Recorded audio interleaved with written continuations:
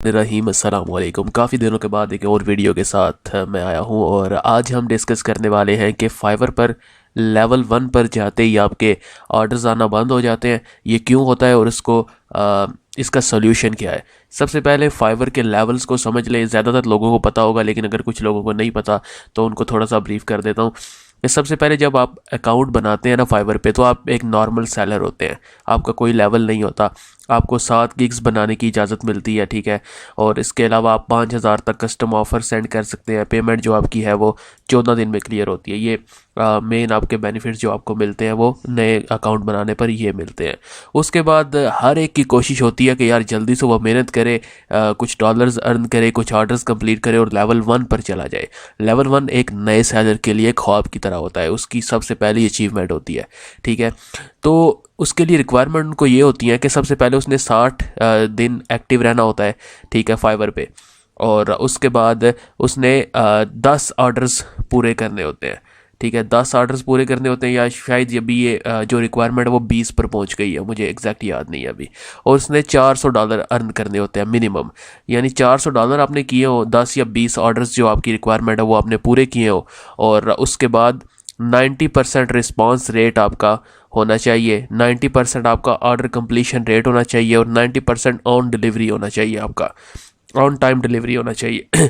तो और 30 दिन में आपको कोई वार्निंग ना मिले। अगर ये सारी रिक्वायरमेंट्स आप पूरी कर लें तो आप आ जाते हैं लेवल 1 पे। लेवल 1 पे आपको 10 गिग्स बनाने की इजाज़त मिलती है। बाकी तकरीबन ज़्यादातर चीज़ें हैं वो सेम ही होती हैं जो 9 लेवल पर होती हैं।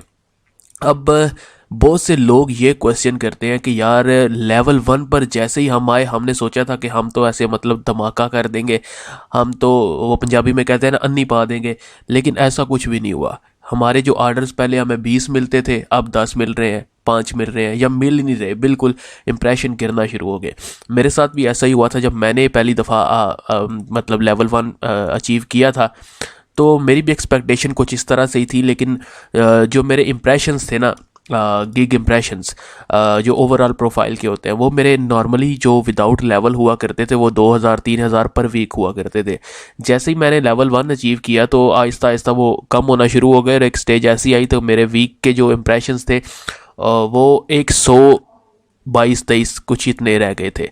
तो मेरे लिए ये काफ़ी अलार्मिंग था कि ऐसे क्यों हो रहा है, मुझे कुछ समझ नहीं आ रही थी। मैंने काफ़ी सारे आर्टिकल्स रीड करने की कोशिश की, किसी के पास कोई सोल्यूशन नहीं था। मैंने फाइवर का जो फोरम होता है ऑफिशियल, वहाँ पे जाके भी ट्राई की, लेकिन वहाँ पे भी किसी ने मुझे कोई हाथ रहा जवाब नहीं दिया। तो मैं जो मेरे पास वाइज सोल्यूशन था वो ये था कि मैंने क्या किया कि मैंने जानबूझ के कुछ वायलेशंस की, कुछ ऑर्डर्स जो मेरे पास पुराने क्लाइंट्स के थे वो मैंने कैंसिल करवाए। मेरा ऑर्डर कंप्लीशन रेट कम हुआ और उसके बाद क्या हुआ कि मेरा जो फाइवर है वो लेवल 1 मेरा चला गया और दोबारा मैं 9 लेवल पर आ गया और मुझे फिर से ऑर्डर्स मिलना शुरू हो गए। जैसे ही मैंने 2-3 ऑर्डर्स मज़ीद कंप्लीट किए, अगली 15 को उन्होंने फिर मुझे लेवल 1 दे दिया, फिर वही इशू। तो मैंने सोचा कि यार इसका कोई परमानेंट सोल्यूशन होगा, क्योंकि ऐसे नहीं हो सकता कि आप बार बार लेवल को गिराते जाएं, 2 ऑर्डर्स कंप्लीट करें, फिर आपको लेवल 1 मिल जाए, फिर वही इसका कोई परमानेंट सोल्यूशन देखना पड़ेगा जब तक आप लेवल 2 पर नहीं जाते। तो उसका जो सबसे बेस्ट सोल्यूशन मुझे मिला और जो यकीन करें काम भी कर रहा है, और इसकी मेन वजह भी मैंने पता लगा ली है कि क्या वजह है। सबसे पहले मैं एक वजह आपको बताता हूँ कि अगर आप जाएंगे ना फाइवर के एवरेज सेलिंग प्राइस, अगर आपने फाइवर अकाउंट के आप एनालिटिक्स में जाएं या अर्निंग्स में जाएं, ठीक है, एनालिटिक्स या अर्निंग्स में होगा आपका। ये देखें, ये मैं आपको पिक्चर दिखा देता हूँ। ये देखें, ये फाइवर का जो होता है ना सेलिंग का, ये जो पुराना सेलिंग में है, अभी मेरे ख्याल से अर्निंग में आता है। टोटल अर्निंग आपको शो हो रही होती है, टोटल आपके कंप्लीटेड ऑर्डर्स शो हो रहे होते हैं, और उसके साथ आपको शो हो रहा होता है एवरेज सेलिंग प्राइस, यानी आपकी एवरेज सेलिंग प्राइस क्या है। ये कैसे निकलती है, ये खुद जो आपने टोटल अमाउंट अर्न किया होता है उसको आपके टोटल नंबर ऑफ ऑर्डर्स पे डिवाइड करके ये आपकी एवरेज सेलिंग प्राइस निकलती है। अब आपने समझना है कि ये सबसे पहले ये मसला जो होता है लेवल 1 पे जाके ऑर्डर्स नहीं आते, ये होता क्यों है। सबसे ज़्यादा मेन चीज़ समझने वाली ये है कि ये मसला आखिरकार फेस करने में क्यों आ रहा है। इसकी रीज़न को अगर आप पकड़ लेंगे ना तो फिर आपका सारा जो मसला है वो भी सॉल्व हो जाएगा। तो रीज़न को पकड़ने के लिए सबसे पहले हम जान लेते हैं कि रीज़न है क्या। रीज़न मेरे भाइयों ये है कि जब हम होते हैं ना विदाउट लेवल पर, तो हमारी कोशिश ये होती है और हमें मिस गाइड भी कुछ इस तरह से किया जाता है कि आप अपनी प्राइस कम रखो, आप कोशिश करो ज़्यादा से ज़्यादा ऑर्डर्स लो और रिव्यूज़ ज़्यादा होने चाहिए। आपको मैं ऑनेस्टली बताऊं, रिव्यूज़ मैटर करते हैं सिर्फ क्लाइंट्स को इम्प्रेस करने के लिए। आपकी गिग रैंकिंग में या आपको ज़्यादा ऑर्डर्स लेने में रिव्यूज़ इतने मैटर नहीं करते। हम गलती क्या करते हैं, हम क्या करते हैं कि $50 का काम $5 में करके देना शुरू कर देते हैं। उससे इफेक्ट क्या होता है आपने वो समझना है। फॉर एग्जांपल, अगर एक काम $50 का है, एक बंदा ना आपके पास आपको कह रहा है कि यार एक महीने ना आपसे ये आर्टिकल लिखवाना है। आप उसको कहते हैं कि यार ये मैं $5 में लिख के दूंगा। वो कहता है कि मैंने इकट्ठे लिखवाने हैं 10। तो आप क्या कहते हैं कि आप कहते हैं कि मुझे ना आप 10 अलग-अलग ऑर्डर करना बारी बारी, ताकि मुझे 10 दफ़ा रिव्यूज़ मिलें और आपकी प्रोफाइल पे 10 ऑर्डर्स और 10 रिव्यू हो जाए। फॉर एग्जांपल, अगर $5 के 10 ऑर्डर आप करते हैं, ठीक है, तो आप $50 अर्न करते हैं। लेकिन उससे क्या होता है कि आपकी जो एवरेज सेलिंग प्राइस है ना वो $5 हो जाती है। ठीक है, यानी 50 को आप 10 पे जब डिवाइड करेंगे 5 आएगा, तो $5 आपकी एवरेज सेलिंग प्राइस हो जाती है। जब आप विदाउट लेवल पर होते हैं ना, तो गिग रैंकिंग का ये सिस्टम कंपेयर करता है कि आपकी एवरेज सेलिंग प्राइस क्या है। जब आपके पास कोई लेवल नहीं है तो आपका मुकाबला भी उन्हीं लोगों से होता है जिनके पास कोई लेवल नहीं है। तो आपकी अगर एवरेज सेलिंग प्राइस $5 है तो हो सकता है किसी दूसरे की 4.5 हो, किसी तीसरे की 3 हो। ठीक है, तो आपका उनसे मुकाबला होता है, आपकी गिग हायर रहती है, आपको ऑर्डर्स मिलते रहते हैं, आपकी गिग रैंक रहती है।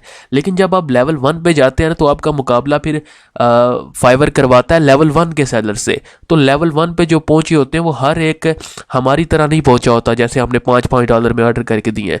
हो सकता है कि किसी ने $50 में करके दिया है, किसी ने 40 में करके दिया है, उसकी एवरेज सेलिंग प्राइस 50 है, 40 है, 30 है।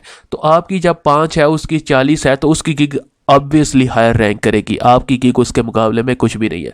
तो सबसे पहला और सबसे बेहतरीन सोल्यूशन ये है कि अगर आपके पास कोई ऐसा क्लाइंट है जो आपको कह रहा है कि वो आपको ज़्यादा काम देना चाह रहा है, तो अगर वो 10 ऑर्डर करना चाह रहा है, आप उससे रिक्वेस्ट करें कि यार आप मुझे बल्क में ऑर्डर कर दो, यानी 10 ऑर्डर आप मुझे एक ही ऑर्डर में ना $50 में कर दो। उससे रिव्यू तो आपको एक ही मिलेगा, लेकिन आपकी एवरेज सेलिंग प्राइस उससे 50 हो जाएगी, 5 की बजाय 50।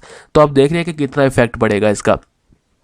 और कई बायर्स होते हैं वो एकदम इतना ऑर्डर नहीं करना चाहते, तो आप उनको ये ऑफर कर सकते हैं कि यार अगर आप मुझे एक एक करके ऑर्डर करोगे ना, ठीक है, तो मैं आपसे $5 ले रहा हूँ ना एक आर्टिकल के, तो आप मुझे 10 करो तो उसके 50 बनते हैं, मैं आपको $5 का डिस्काउंट दूंगा, 45 ले लूँगा, लेकिन आपने ऑर्डर मुझे बल्क में करना है। तो एवरेज सेलिंग प्राइस जैसे जैसे बढ़ेगी आपकी गिग वैसे वैसे रैंक होना शुरू हो जाएगी। और बेसिक इसका जो तरीकाकार है, आपकी अगर जो बेसिक प्राइस है ना उसको बढ़ा दें, इतना ना बढ़ाएं कि मार्केट रेट से भी आप बहुत ऊपर चले जाएं। फॉर एग्जांपल, एक चीज़ के आप $5 ले रहे हैं ना, लेवल 1 पे जाते ही आप सारी बेसिक रेट है ना 5 किसी का भी ना रखें, 10 रख दें, ताकि अगर आपकी परमिशन के बगैर, आपको मैसेज किए बगैर भी कोई ऑर्डर करता है तो वो भी मिनिमम $10 का होना चाहिए। ये चीज़ें मैंने की हैं और अब अल्हम्दुलिल्लाह मैं लेवल 2 पर पहुंचने वाला हूं। तो ये आप भी ट्राई करें, उम्मीद है कि आपको भी इसका बेनिफिट होगा। चैनल को सब्सक्राइब करना है, वीडियो को भी लाइक करना है और दोस्तों के साथ शेयर भी करना है। बहुत शुक्रिया।